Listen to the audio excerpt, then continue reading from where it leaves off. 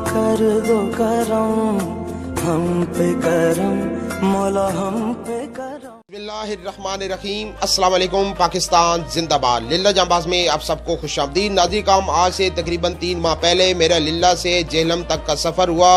रस्ते में से गांव से गुजर हुआ जिसका नाम दिलावर था। वहाँ बस स्टॉप पर एक मुसाफिर खाना देखा, वो इतना पसंद आया कि उसकी एक तस्वीर बना दी। अभी आपको वो पहले तस्वीर दिखाते हैं।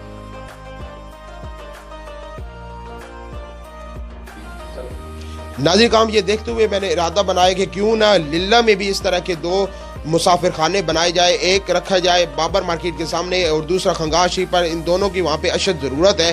तो अल्हम्दुलिल्लाह 2 बंदे खुदा से इसका तावन हासिल हुआ। एक जनाब फराज कयूम साहब हांग से, उन्होंने कुछ कंट्रीब्यूशन की, बाकी मुकम्मल अमाउंट दी मज़हर हुसैन चुगताई साहब से ने जो USA में होते हैं।